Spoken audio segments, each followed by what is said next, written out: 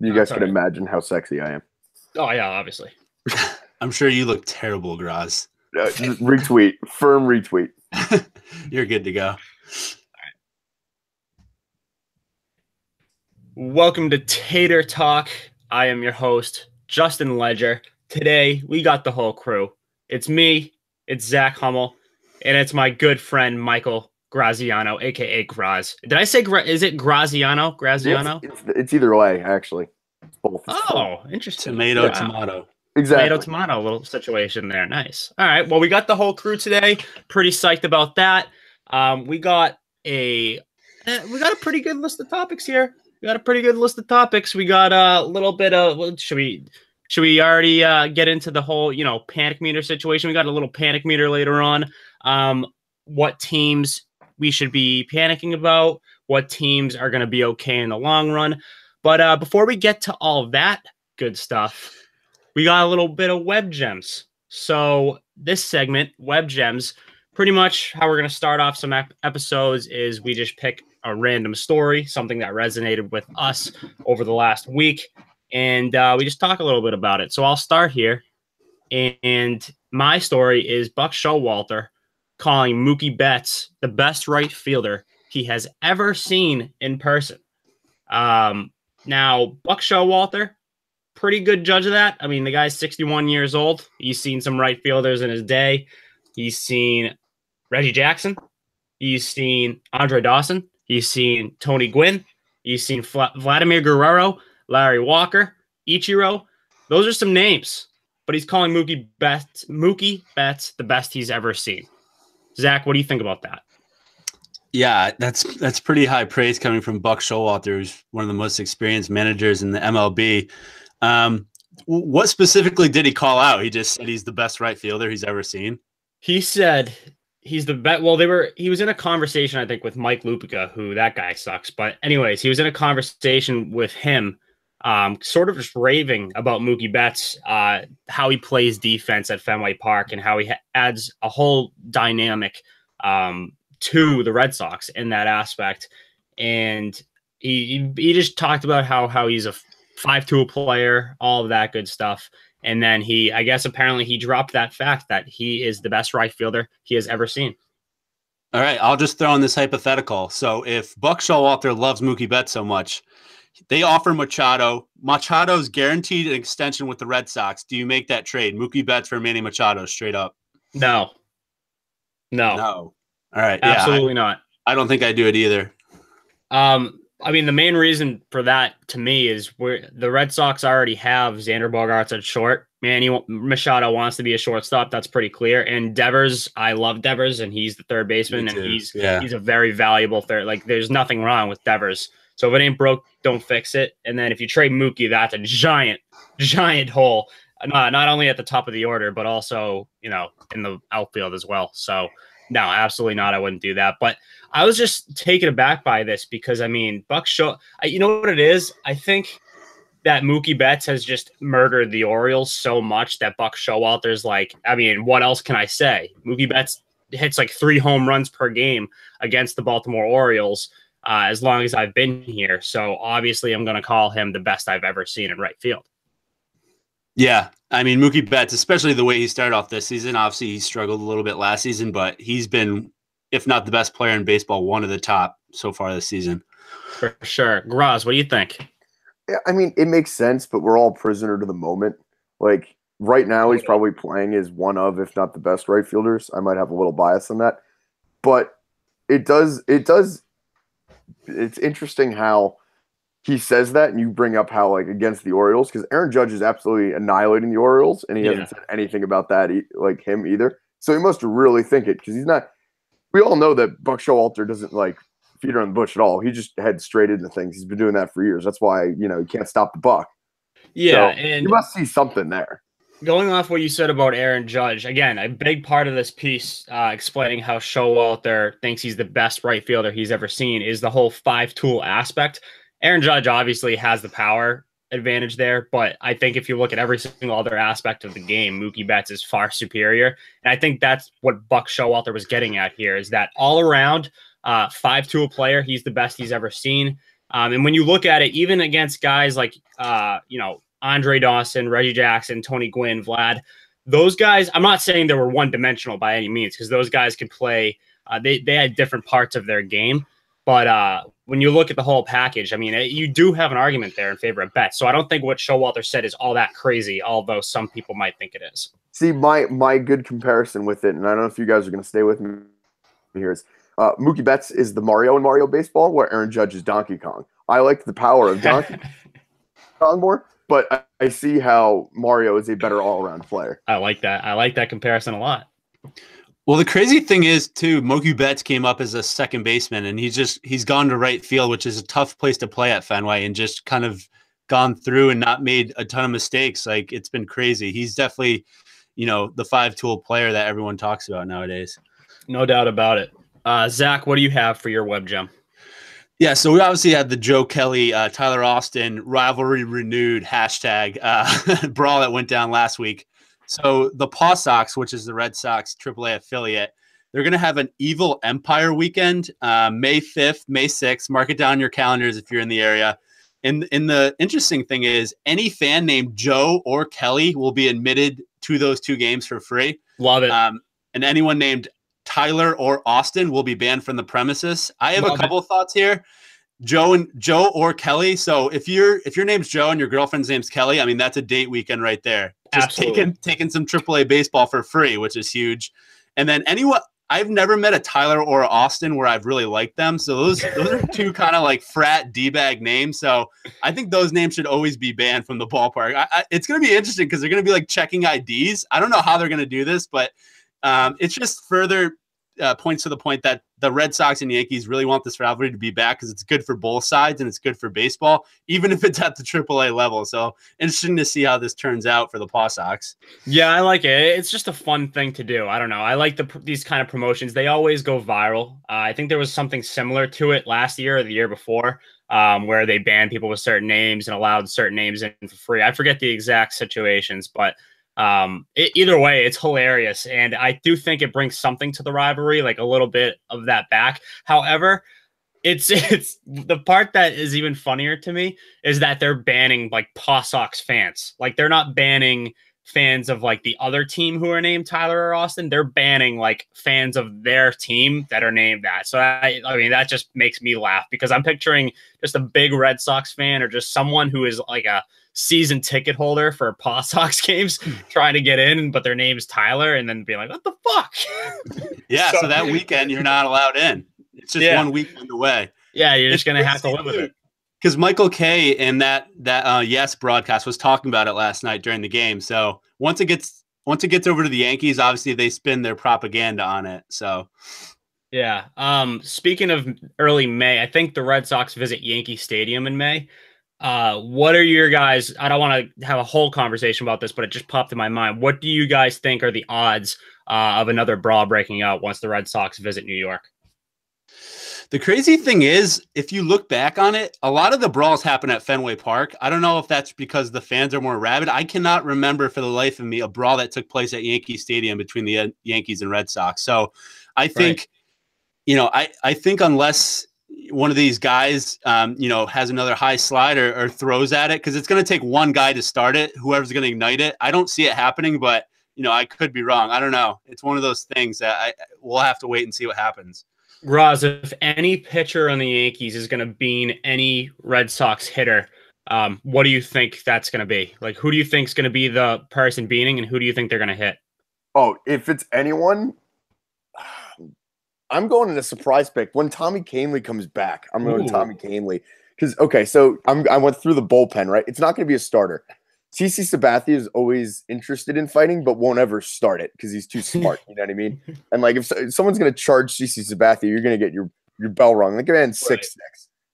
Yeah. Okay, so you're going through bullpen. Chad Green isn't going to do it. Chad Green absolutely just not going to do it. Chapman would hit someone. That guy is a wild card. And I would not fuck with Chapman either. I would not fuck with Chapman. I said at the beginning of the season, if this rivalry really wants to get back into it, I need to see Chapman throw a 112-mile-an-hour fastball through Mookie Betts. Not at him, through Mookie Betts. I would probably cry if that happened. I would actually tear up a little bit because I'd be so scared. Oh, yeah, but you don't throw it at the head. You just throw, I honestly, I don't even want him to hit him. I just want to throw it behind him just to Yeah. alarm him and say, oh, this guy throws over 100 miles an hour. You know what that reminds me of? When Pedro Martinez, when he was on the Expos, he hit that dude on the Phillies right in like the gut. I don't know if you guys remember that clip, but later in the game, Pedro Martinez charged the mound because he got hit in retaliation. But Pedro threw fucking heat right at this guy's ribs, and all you heard, like the mic was hot, so all you hear was "oh." It was like so loud. And if Chapman ever hit anybody, even with like half of his normal stuff, that's exactly what would happen. Yeah, that scares me. I don't want that happening to the Red Sox. I don't even know if someone could charge after Chapman hit them. Like, they'd just be milking their injury, whatever it was. You know? I think a great example of what would happen if Chapman wound up and actually threw a fastball would be the Randy Johnson Bird situation. Yeah, I think that's what would happen. Jesus. It's so true. And like if Chapman hit Brock Holt or something, I think Brock Holt would like go into a black hole. He Like, disintegrate. would just Disintegrate. Exactly. oh, to the shadow realm. Okay, I have a question for you guys then. Because we're talking about this now again about maybe starting another fight. Do you think brawls are good for baseball? Yes. Yeah, of course they are. Why wouldn't they be? I think so too. Yeah, they have. I mean, if there were no brawls ever in baseball, like no animosity, nothing, what's the fucking point? Like that's what we all live for is like the 162 game reality show, sort of. Like we like the rivalries. That's what hooks us to these Red Sox Yankees games. So without that, I mean, it's really what's the draw? Yeah, there are two good teams going at it, but like, what's the real draw there? When I watch NBA games, like when they get in little tussles, I get out of my chair and I fucking like yell at the TV. That's awesome. That's fun. So of course it's good. I think it's good, but I'd rather see the stars be involved in the brawl than like Joe Kelly and Todd Austin because it's just two guys that are just AAA caliber players and they're just trying to make a name for themselves in the rivalry. So I liked it when Harper charged that guy from the Hunter Strickland, yeah. Hunter Strickland, because at least the star, people are tuning into Bryce Harper at bat. So it'll have to be one of the big boys, but I don't think anyone's hitting Judge or Stanton on the Yankees. No way. Yeah. That's why it was always good when guys like Robin Ventura charged the mound against Nolan Ryan. That's a showdown. You know what I mean? But Nolan Ryan like basically put that guy in a headlock and Robin Ventura I think he died that night. So but like that's what makes it great. Like those types of brawls are just so memorable. Like they'll never be forgotten. So the problem is with the Yankees and Red Sox is I don't think any of these big stars on the Yankees or the Red Sox would really charge the mound other than Stanton. Like if you hit Judge, he'd probably be like, "Cool, man, thanks." Yeah. And Mookie Betts, I don't see Mookie Betts going out there. He's too right, excitable. Yeah. Like, but if you hit Stanton's the only one that I could see like ripping off the weird duck helmet thing that he wears and going after you. Yeah, and I'd like to see, like I can't really picture Stanton doing it, but I don't want to rule it out either because we've seen like Machado do it, albeit he is a hothead like even before he charged the mound, so I guess that one kind of makes sense. I'm trying to think of other stars who have done it. A-Rod, obviously. But like Bryce and Nolan Arenado when they did, I'm yeah. like, I can see that. Yeah, they're all fiery guys. That's why. Stanton's also struggling too, so it might even just add it. He's like, you know what? Fuck this. Like, I'm just going to charge the mound. You know who I could see doing it for the Yankees? Brett Gardner. Oh, yeah. I'm surprised he hasn't. I can see Brett Gardner charging for sure. It's funny because he's fiery, but not like at an intimidating at you way, more like in a team way. So I really don't see it.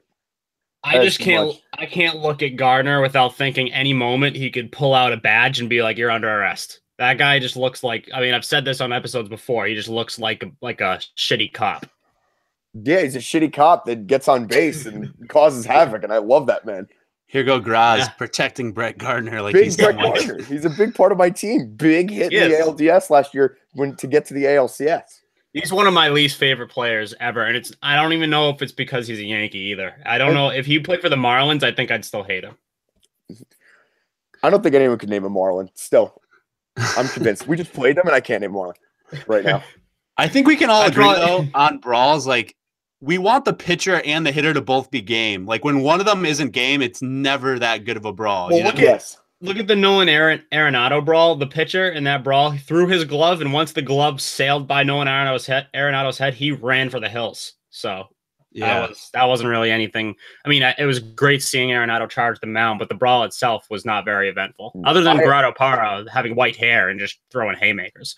I have one more thing that I'm always impressed with in MLB Brawls is the fact that people are classy enough, the hitter is classy enough to put down the giant weapon that they're holding. Like, I'm going to beat you up my hand. Yo, if I got hit with 100 miles an hour, I would take the bat and be like, okay, you're going to do that? Now I have a bat. What are you going to do? That's when it's acceptable for the pitcher to run the opposite direction, I think.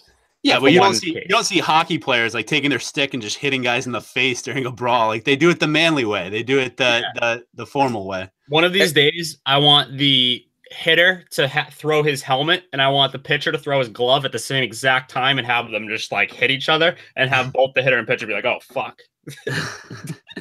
They just stop and admire it. So we mentioned how we probably can't name many players on the Marlins. I probably couldn't name many players on the Reds either, if we're being completely honest with each other here. And that's because they fucking suck. And they're 3-16 right now. They fired Brian Price about time. Even I thought, I mean, I'm not big on the Reds ever. I know, Zach, you were at the beginning of last season. That didn't turn out the greatest, but I mean, there's always next year. But they fired Brian Price, and I actually expected the Reds to show improvement this season, and that just hasn't been the case. So I understand the move. That being the case, do they expect like just a new manager to come in here and be like, okay, now the Reds are competitive again? I don't really understand I don't know. What do they think is going to happen? I guess a culture change.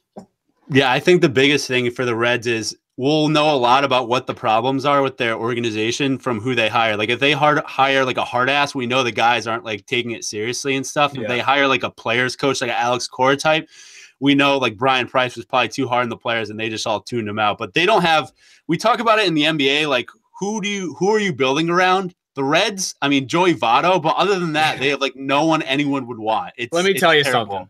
If the Reds are still trying to build around Joey Votto, then they're going to be losing for some time. I love Joey Votto, but he's on the tail end of his career, and I feel like that guy, I think being on the Reds has taken years off of his lifespan, so that guy can be gone any moment. You can't build around Joey Votto.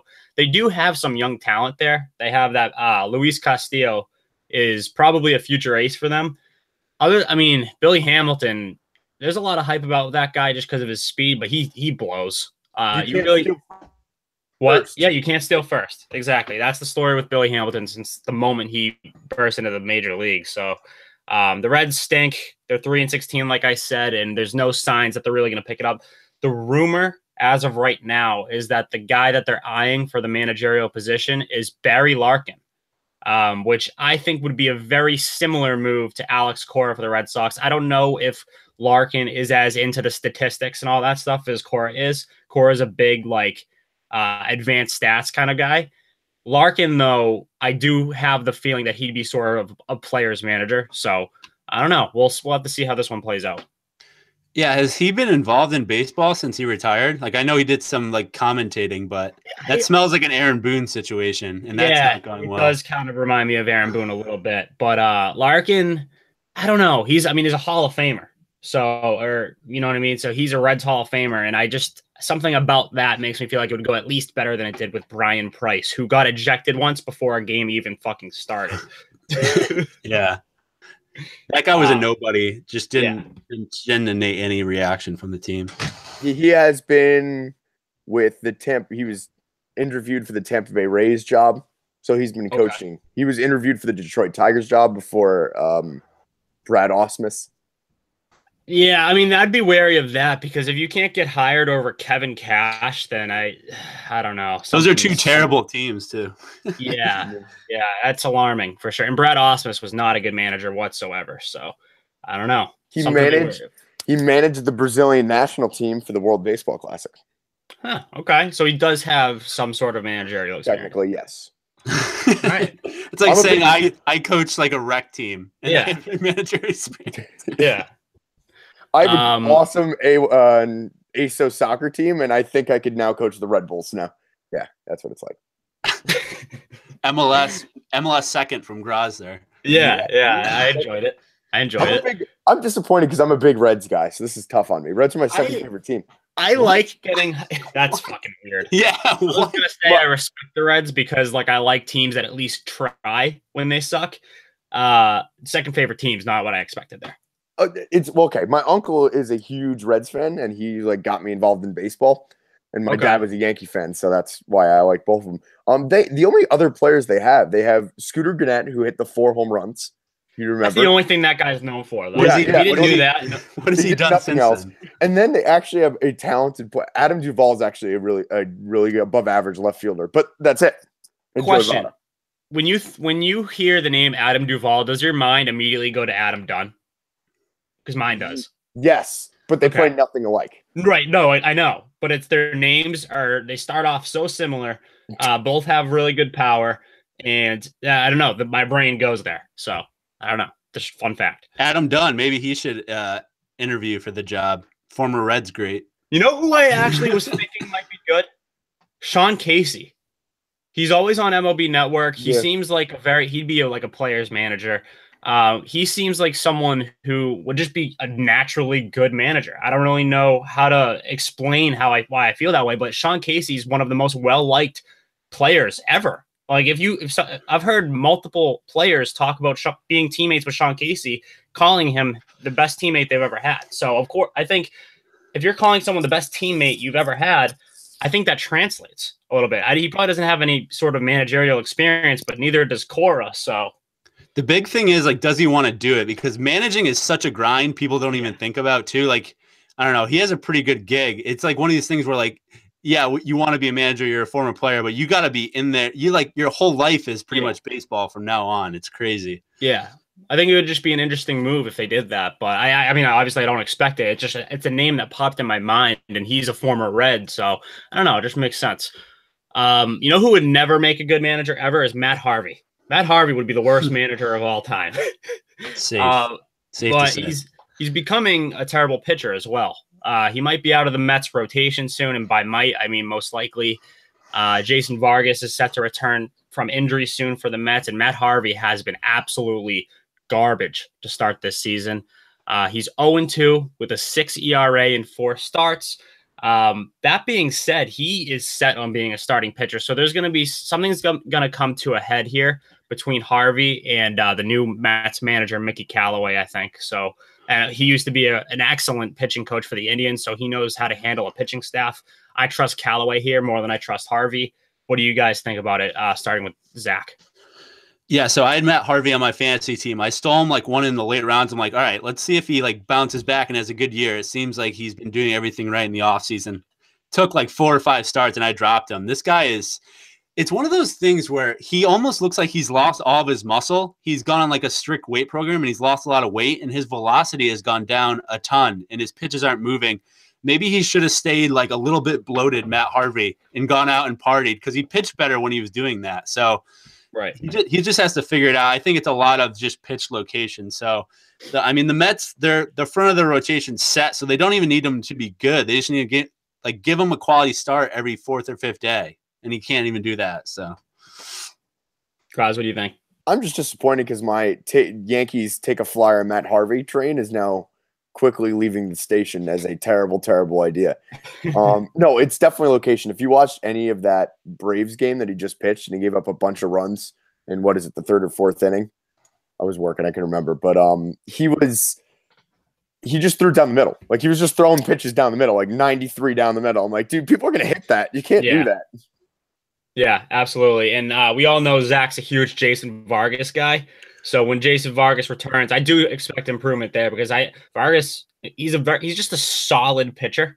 And Matt Harvey can't even be solid at this point. So that's an improvement. And I'm team Callaway for this. If Callaway's mindset is Harvey's either going to be a reliever or he's off, like he's out, because he's not going to be in the rotation. Let's just be real. He's out of this rotation sooner rather than later. Replacing him with Vargas just makes perfect sense because Vargas is scheduled to return soon. So if you get Vargas in there as your 3, right? Because Syndergaard's fantastic and DeGrom is fantastic if they stay healthy. Then you have Vargas / Wheeler as your 3-4. You're set. You're set. Yeah. And then you throw in a 5th starter. Maybe you'll get a couple out of Gazelman. Maybe Matz is going to, shape up. Yep. But Matt Harvey, all he needed to do was be that 5. He just needed to be the guy that's like 9-15 with like a 4 ERA and still like that's still okay. You know what I mean? I could be that guy. Harvey's like I don't know if this is a stretch or not, but he's reminding me of Clay Buchholz a little bit. Just he's got this little Clay Buchholz in him where he had this potential. He had 1 year where he was serious, like, I mean, he was a Cy Young front runner. I think they both have injury history. Clay Buchholz in 2013, beginning of 2013, was like the best pitcher I've ever seen, and then he just all of a sudden experienced injuries and sucked big time. Matt Harvey kind of had that same road that he went on. Obviously, Matt Harvey's peak, his ceiling is higher than Clay Buchholz's ceiling, but that's the sort of parallel that I see there between those two guys. Yeah, I mean, I just foresee this coming to he goes to another team and just becomes a closer at some point. I know he doesn't want to become a closer, but I just foresee it like coming out like that. I don't know why. We'll have to see. Well, I hope not, because we know what happened when Harvey was at the end of the at the end of the game in the World Series. That didn't work out in his favor. Yeah, that's for sure. All right, so we're gonna get into Zach's futures bets. We still don't have a name for it. It's just Zach's gambling segment. So I got to do my job. Give me a week. Yeah, Graz, you need to get on that. Think of a name for the segment. But the segment is presented by MyBookie. If you think you know who's going to win any of the ball games tonight, lay down some money and get in on the action at the safest online sportsbook in the world. The whole world. That's a big place. And it's the only one that we recommend to our listeners. MyBookie offers all kinds of different wagers on Major League Baseball, as well as every other type of sport and league in the world. And when you win, you get lightning fast payouts. You can even create your own player prop wagers using their prop machine. You heard that right. You can create your own matchups and wagers between any ball players that are in action that day. So go check them out now. Use promo code TATER. That's promo code TATER for a 50% bonus when you deposit. Are you guys into blackjack, things like that, roulette, any of that type of stuff? You guys blackjack guys? Yeah. I'm a big blackjack guy too. And guess what? You can play blackjack on there. You can play roulette on there, crap slots. MyBookie has it all. So in conclusion, you play, you win, and you get paid. And the only way to do that is by going to MyBookie, using promo code TATER for all future promotions and bonuses. Use promo code TATER for a 50% bonus when you deposit. So Zach, take it away. Yeah, so recapping on last week's bet. So if you bet Oakland and the White Sox over in each one of those games, you won. So I hope people took that and cashed, because that was a good play. Did take it. I listened to the podcast again because I was looking for bets to make. I parlayed A's White Sox over with Red Sox money line, and I was golden. So thank you for that. Yeah, I mean, the A's are one of these teams where like everyone thinks they're the old A's with pitching and they scored 3 or 4 runs. No, they bash teams and their pitching sucks. So they're the new A's. Yep, Still terrible, but just 2 overarching things. All right, the Yankees are being like severely overvalued by Vegas right now. They are a dog shit team, and today is Saturday. Is being like the biggest picture of this is Stroman is facing Jordan Montgomery. Jordan Montgomery sucks like terribly. They're like minus 150, the Yankees. I don't get this. The Jays are playing well. They're being undervalued by Vegas. They're off to like a really good start, and no one's talking about the Jays. It's crazy. It's a good point. Yeah. And then one other thing, if the Royals are playing in a baseball game, bet the under. Their offense sucks, and their pitching's been pretty good. They play in the cold weather. I mean, it was snowing there last week, so no one wants to swing the bat. So bet the under when the Royals are playing. That's usually a good bet. Moving on to the future. So the NL Central, just pick or choose your team there other than the Cubs, and I think it's good value. Milwaukee's plus 400 to win the Central. Cardinals are plus 350. And the Pirates, who got off to a crazy start, is plus 900. That's all good value to me because I don't see the Cubs winning the division in my mind. I know everyone thought they would be the front runner at the beginning of the season, but they've struggled. I think their bullpen stinks. So any of those bets, pick your favorite team out of those, and I think it's good value there to win the NL Central because that's going to be a race going on for the whole season. Got to shout out the Rockies. So the Dodgers, I know we'll talk about them later in terms of panic meter. I think I'm out on the Dodgers. I think they're a pretty bad team. You were out from the beginning, so I'll give you credit on that. I mean, you were out not just now. You were out before the season started. Kershaw lost last night. I know he's going against Scherzer, but he's 1-3. I mean, that's just bad news. So I like Rockies plus 1,000 to win the NL West. I think that's pretty good value given that The Dodgers are struggling. The Giants look to be around a 500 team. And the D-backs, I see them falling back a little bit. They've had a hot start, but they're dealing with a lot of injuries right now. So Rockies plus 1,000. And then lastly, Astros plus 290 to win the AL. Right now, they're hot, but they're going under the radar because the Red Sox are on this ridiculous streak they're on. Yeah. The Indians are struggling a little bit, which many people thought would be their competition from the AL Central. So I like the Astros to come out of the AL. Until the Red Sox can prove in the playoffs, I like that bet on the Astros to make the World Series again. Those are the features. So the Pirates, you said, are plus 900 to win the Central? Yeah, which is crazy. What were they before the season? Because I bet it was like you could have gotten them at probably like plus 2,000 or something. Oh, yeah. That's exactly what I was going to say. Plus 2,000. Yeah, maybe even more, really. Yeah, that's insane. So you mentioned some teams in there that we're going to get to here with our panic meter segment. We did this last year. I think last year we did it in May, so we waited a little bit longer to panic, but we couldn't wait any longer. There's some good teams that are either mediocre or they're struggling. There's good players who are struggling. So we'll just get right into it with the panic meter. I'm going to ask you guys. So that's you, Zach, and Graz. I'm going to ask you guys some teams and a player. I only have one player on here, and it's sort of a troll job against Graz. So without further ado, I'll start with the Chicago Cubs on the panic meter. Where are they at for you? Starting with you, Zach. 10 being, panic, like highest. Packing up your car for a nuclear explosion. Absolutely. So I would put the Cubs at a 6 right now. It's past 500 in my mind. They're just not a consistent team. I'm not sold on their starting pitching being consistent throughout the whole year. Lester is on the back nine of his career. Hendricks, I've never been a big Hendricks fan. I know he's had a couple good seasons here.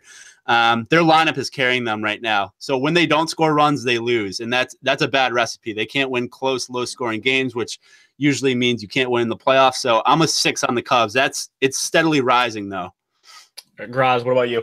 Me, I'm going to give it a 4. I think the pitching will come around. I like when the transition from getting rid of Arrieta and bringing in Yu Darvish. I think that will eventually work out as the season progresses and he gets more comfortable. And I just trust their lineup to keep hitting throughout the summer. So I think they'll win a lot of games with 10 runs going forward. So I'm at a 4. All right. And they're 9-8, just to give everybody context there. The Dodgers are 8-10. What about them? I'm a strong 8.5 on the Dodgers. I've been worried about them since the season started. I just don't think they're a consistent team. Their starting pitching outside of Kershaw is very subpar.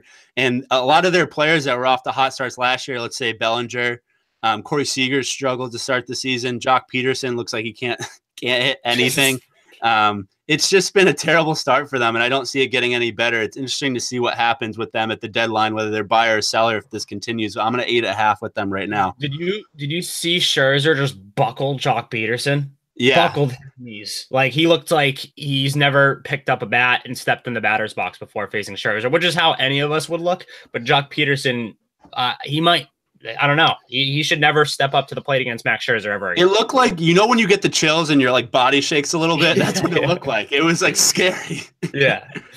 Graz, what do you think about the Dodgers? I'm giving the Dodgers a 7 right now, but it's actually a very positive 7 for them. Because if the Dodgers panic enough with that 7 and they only get worse from here, then they're going to get Bryce Harper in the offseason. First hot take of the year for me. Yeah, you heard it here first. That's the rumor going around. That's the rumor going around. So their start is so bad right now. They're freaking out that they're like, we need to get Bryce Harper to add to this lineup. Ridiculous. Not to start a little conspiracy here. We had conspiracy watch last week, but I guess we'll do conspiracy watch again now. Harper and Bellinger are good buddies. Yes. So everyone wants to talk about how Harper and Chris Bryant are good friends, and that he's going to end up on the Cubs. Harper and Bellinger are pretty good friends. They were chatting it up last night, so keep an eye on that little friendship there. West Coast kid. So so it's 7 because their team right now is panicking and not playing well, and Kershaw has 3 losses. And oh no, Kershaw has 3 losses. Panic, the best pitcher of all time, has 3 losses. But they'll be happy next year, I promise. Yeah, we'll see. Speaking of the Nationals, they're on this list. They're 10-10. Yeah, I won't even say anymore. Nationals, they're 10-10 right now. Yeah, I'm going a 3 for the Nationals. I just think their pitching will follow through. I just think they're one of these teams where they had cold weather on the East Coast and they just got off to a slow start, but they're starting to heat up. I think they'll end up probably sweeping the Dodgers this weekend just because the Dodgers are playing so bad, and they have Scherzer, Strasburg going. So I'm a 3 on the Dodgers, 3 on the Nationals. I think they'll end up winning this division because I think the Mets will come back to the water line. Roz, what do you think? I'm at a 1 for the Nationals. Not panicked at all. When you have Scherzer as your 2 and you have the workhorse Max Scherzer. They have 2 Max Scherzers. Holy. That's tough. When you have Strasburg at your 2 and Scherzer at the 1, you're going to win a lot of games. So I'm not worried about them at all. There you go. It's tough. This is a morning. No, I love it. No, recording, so people forget. They have Max Scherzer, then they got that workhorse Max Scherzer. Fucking, they're gonna go places. All right, Yankees. They're 9-9. Graz, why don't you go first? I'm interested to hear what you have to say. I'm at a 6 with my Yankees right now. I'm at a 6. All right, that's an honest answer. Yeah, I'm a little concerned, but not about what people are concerned about. I'm not concerned about the player to be named later in this panic meter. I'm not concerned at all. What I'm actually concerned about is they're leading the league in errors and they don't play defense well. And that concerns me because they have a lot of good defensive players.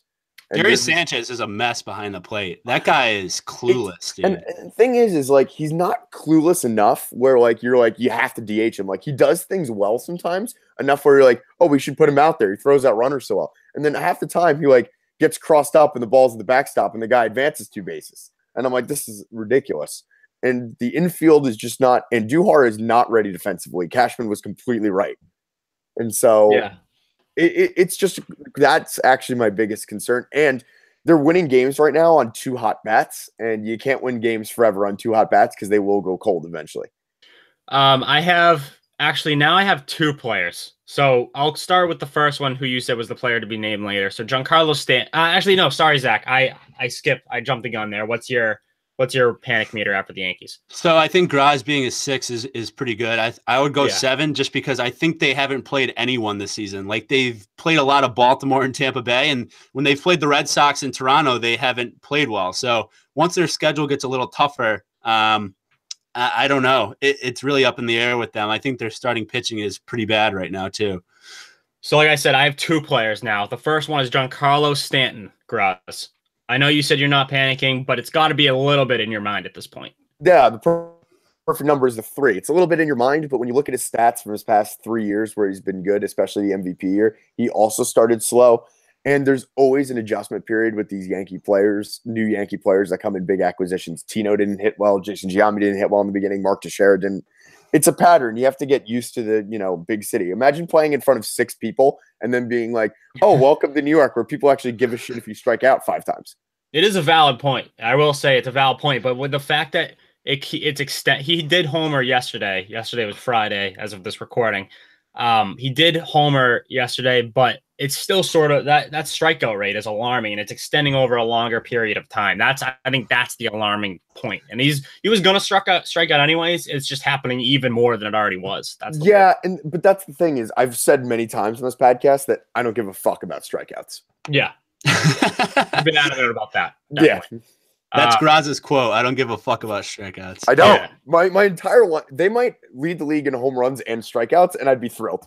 That's fun. That's a fun season. See, I'm not worried about Stan either. I think he'll come good. I think the cold weather has really screwed with a lot of players this season, which it really has in the past because we're having an outstandingly cold like April, May, time frame here. But the bigger concerning thing for me is I heard he was rooming with AJ Ramos, who pitches for the Mets. That to me is like a red flag. Like you just get this big contract, you get moved to New York, and you roommate with a pitcher on the Mets that you were teammates with on the Marlins. Like that to me is just, I don't know, something questionable about that. Yeah, it is kind of weird. I don't know. Okay, so that's Stan. What was your number for that? I had like a 3. I would go. Oh, all right. So you're not really that concerned. Okay. No. My second player, I just really want to hear Graz vent. I think that's the only reason I'm putting him on this. Dom Betances. Oh my God. It's like you're just trying to get me upset in the morning. Yeah, that's How all do I you was trying to throw? do there. There's days where he throws 100 on the black and throws a breaking ball that literally breaks people's knees. And then there's days where he walks people in, like walks 4 straight people. And I'm like, what the hell is wrong with you? It's a Yeah. mechanics issue. I'm at like a 6. I'm at like a 6. Really? That's it? Yeah, because I believe in Rothschild. I think he'll figure it out. I really believe in the pitching. They've developed quality relief pitchers. You know what I mean? And Yeah. so I think they'll work it out. It's the beginning of the year, and there's room in that bullpen where he could kind of suck for a little bit and then come back and be strong. Like he doesn't have to pitch every day. Okay. Zach, I don't know if you have anything on Betances. I only threw him in there to piss Graz off a little bit. It worked. It worked very well. No, like I think like Graz said, he has all the talent in the world. Like some days he's unhittable, and then some days he can't find the plate. The walks are concerning. It's really tough for a tall guy to have his motion be repeatable. Randy Johnson did it because he had such an easy motion, but Betances has a lot of stuff going on, and I think when you have that big of a frame, you got to keep it simple because he throws easy gas. So just keep it simple, Dylan. Yeah. Lastly, we have the Cleveland Indians. They're 9-8 right now. On the Indians, I would go a 6. I feel the same way about them as I do with the Cubs. I just think they have better starting pitching. Their hitting has been very underwhelming to start the season. Jose Ramirez, who was hot last year, struggled. Kipnis is off to a slow start.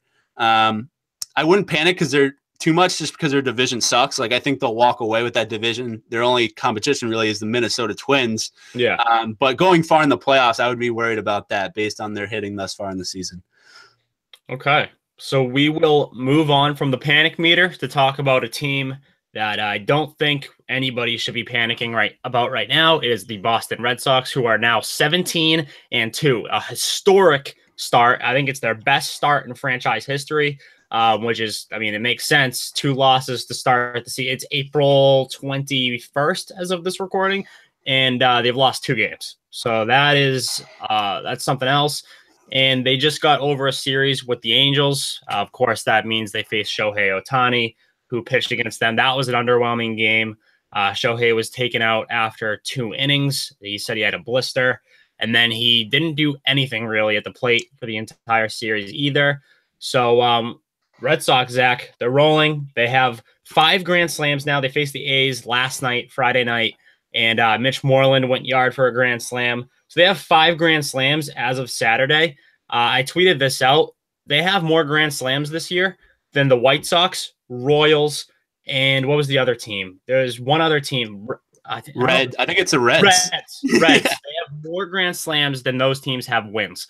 So that's how the season's going so far for the Red Sox. So we don't have to go too far into it because it's obvious that they're just doing great things right now. And I don't know what else there is to say about that. But Zach, what do you got on the Red Sox? This is amazing. Yeah, they've been really hot, and the Grand Slam thing has been crazy. One thing for me is I'm a big, who have you played guy? And coming into this West Coast trip, I was like, all right, this is the first test of the Red Sox. They go out to the West Coast, time change. They go and play the Angels, who are hot. They go and play the A's. They're on the West Coast. So they go in, and, I mean, they destroyed the Angels. None of those games were even close. And everyone was touting the Angels like, oh, look at the start they've come off to. Look at Ohtani. This team could possibly win the AL. And the Red Sox just go in there and destroy them and bring them all back to earth. And not just destroy either. They manhandled them to the point where I think the Angels, that could, do you remember when the Patriots, the Texans came into town, rolling, they were red hot, and the Patriots murdered them? That is similar to what this could have been with the Angels. The Angels might have come back. They might have killed Shohei Ohtani. Shohei Ohtani might be dead. Yeah, I mean, the Angels got killed last night, too, from the Giants when Jeff Samardzija was pitching. So that's the epitome of death, when Jeff Samardzija is shutting you out. So, the Red Sox are hot right now. I'm one of these guys. It's all well and good in the regular season, but I hope this carries over to the playoffs because that's when I want them to be playing well. But obviously, getting off to this big lead in the AL is great. That's always great just to have a little pad there. Yeah, I'm trying to avoid getting too excited, even though that's a very hard thing to do at this point because it is only April.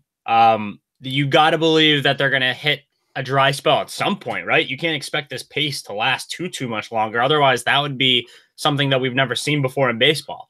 And it seems like everyone's firing on all cylinders offensively. Porcello is having like another Cy Young campaign so far. Price is doing pretty well besides that one start against the Yankees where that was just weird with his hand being numb or whatever. Chris Sale's doing what Chris Sale does, and the back end of the rotation hasn't been god awful either. Like they're holding their own at the back end of the rotation. So everything seems to be going a little bit too well for the Red Sox. I would expect a dry spell sooner rather than later. That's just the way baseball works.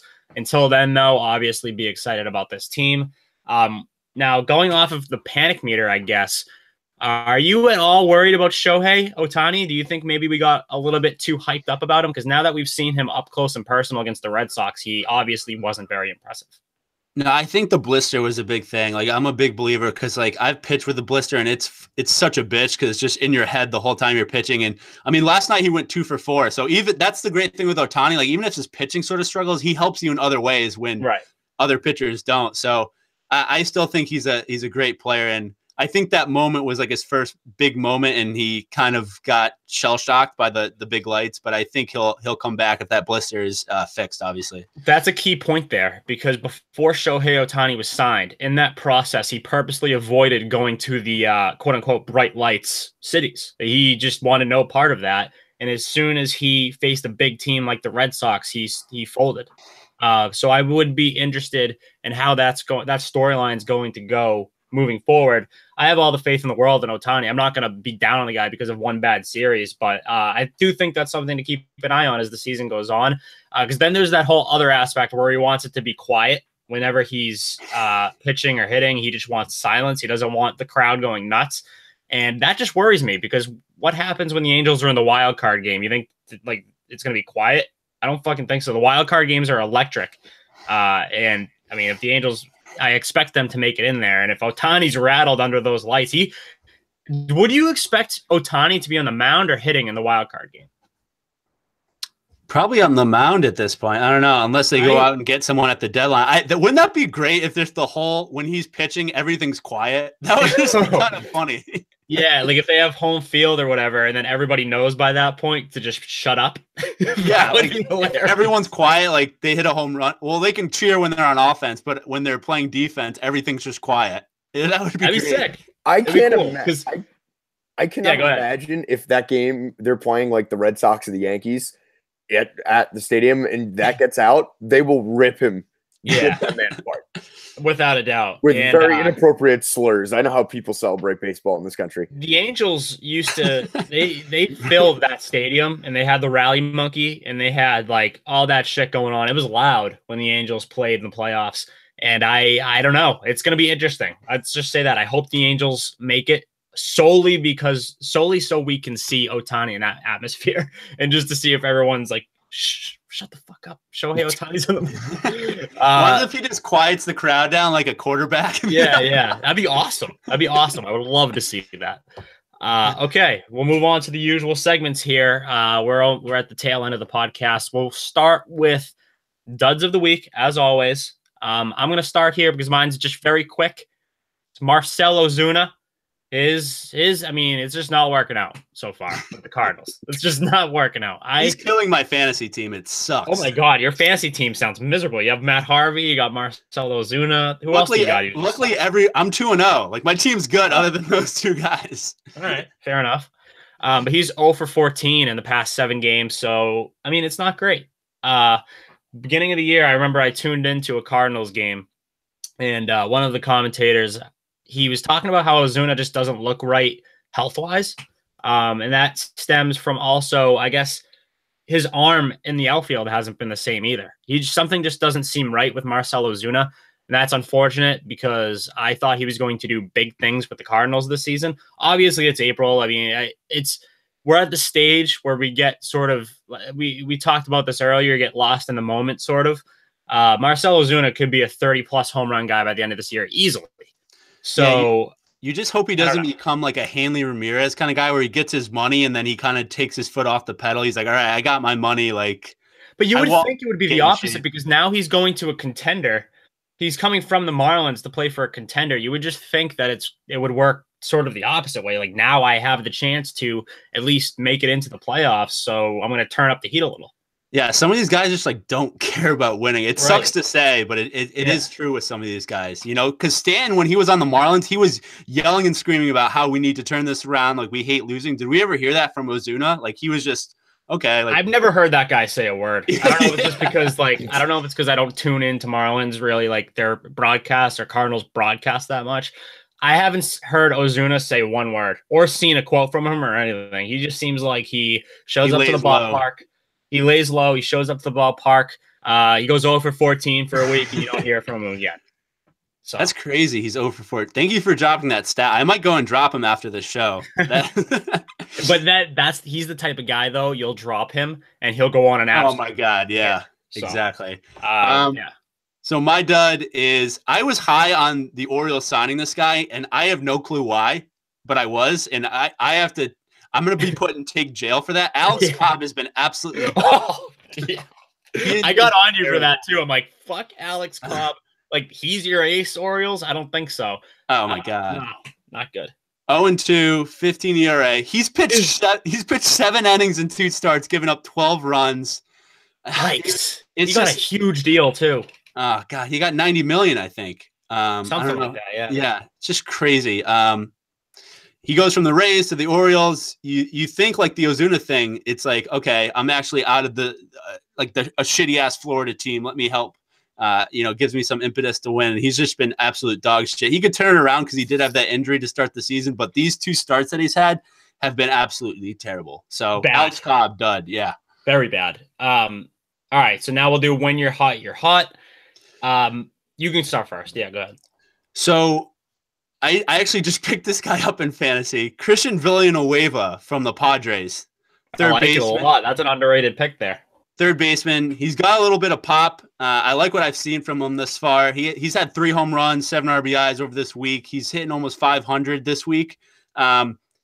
It's one of these guys that's keeping Chase Headley out of the lineup, so it keeps all Padres fans happy. And it's good to see a good, a solid young player for the Padres really coming up and performing. So I'm going to go Christian Villanueva. When you're hot, you're hot. All right. I like that pick. Mine is someone who I've just always liked. I don't know why. He just flies under the radar. I mean, I know he's not a great player. He's just so solid. He's just the definition of just a solid player who just does not get any attention whatsoever. Jed Lowry. Jed Lowry over the last 7 games is 14 for 28. That's 500 batting average. He has 3 home runs. He has a 1441 OPS. Those stats are no joke over the last week or so. Jed Lowry, you will never really hear his name, but he deserves attention on this podcast because he always just goes about his business, and he's just a good player. He's a rock solid player. Yeah, I was pissed when the Red Sox let go of him. I think he could play a bunch of different positions. He's switch hitter. He just, like you said, he just goes under the radar and he just does his job. I'm a big Jed Lowry guy as well. Yeah, definitely. Okay, so that's done. When you're hot for the week. Graz, do you have anything for us? Mailbag, one last thing. I have one mailbag question for you. It's very simple, very in and out. Give me what's the final Red Sox record? The year. Zach?